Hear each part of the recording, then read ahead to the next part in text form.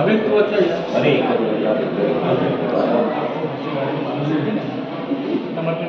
चाले बाजू किसी बाजू डीजल चला रहे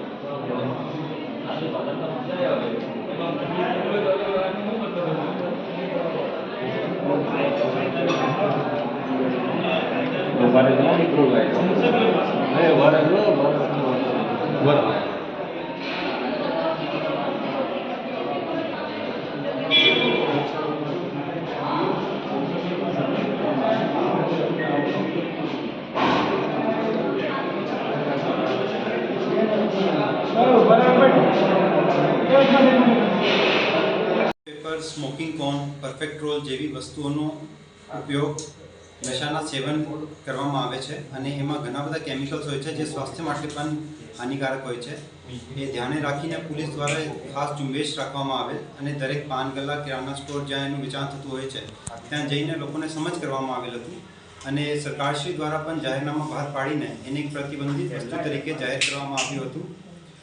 અને એ અનુસંધાને એરપોર્ટ પોલીસ સ્ટેશનના પીઆઈ શ્રી નકુમ સાહેબ અને એમની ટીમને એક બાતમી મળે કે સમરથ હાંસોલ ખાતે સમરથનગરમાં મકાન નંબર 183 અને 385માં એક ગોડાઉન તરીકે ત્યાં 300 કાર્ટનથી વધારે ગોગો પેપરના જથ્થા રાખવામાં આવેલ છે. તો પોલીસની ટીમ ત્યાં જઈને રેડ પાડી અને કુલ 72 લાખનો મુદ્દામાલ કબજે કરવામાં આવ્યું છે અને BNS 223 હેઠળ ગુનો નોંધીને આરોપી જેકી પ્રહલાદભાઈ મોટવાનીની ધરપકડ કરવામાં આવેલ છે અને આગળની કાર્યવાહી ચાલુ છે. આ માલ જે છે એ મહારાષ્ટ્રથી લાવતું હતું અને એ આગળ અમદાવાદ અને નજીકના જિલ્લાઓમાં એને વેચાણ કરતું હતું. સાહેબ, આરોપીનું બેકગ્રાઉન્ડ શું છે? કેટલા સમયથી આ પ્રકારે માલ લાવતો હતો અને અહીંના સપ્લાય કરતો હતો? કોઈ મોટો ડીલર છે કે શું છે?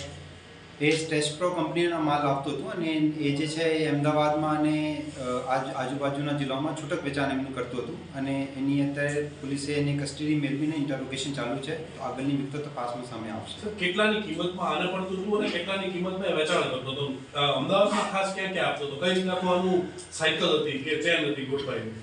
એને છૂટક વેચાણ કરતું હતું. જે પણ જગ્યાએ જેવી રીતે કે કોઈ પાન ગલ્લા ઉપર કે કોઈ પણ જગ્યાએ કોઈને જોઈએ તો એ એમનું મોબાઈલ ઉપર સંપર્ક કરીને એ ડાયરેક્ટ એને સપ્લાય કરતું હતું અને આગળની તપાસ ચાલુ છે.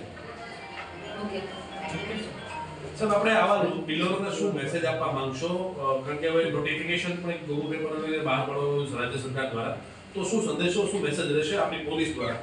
તમામ લોકોને, ડીલર્સને એ ખાસ એક એ સંદેશ છે કે આ જે વસ્તુઓ છે પ્રતિબંધિત વસ્તુઓ છે તો એના કોઈ પણ પ્રકારનું વેચાણ, હેરાફેરી, સંગ્રહ પર પ્રતિબંધિત છે. તો એક પર ખાસ ધ્યાન રાખે અને તમામ નાગરિકોને પણ અપીલ છે કે જે કોઈ પણ જગ્યાએ તમને લાગે કે કોઈ એ પ્રકારની વસ્તુનું વેચાણ ચાલી રહ્યું છે તો પોલીસને સંપર્ક કરે અને પોલીસ એની ઉપર કાયદેસર કાર્યવાહી કરશે.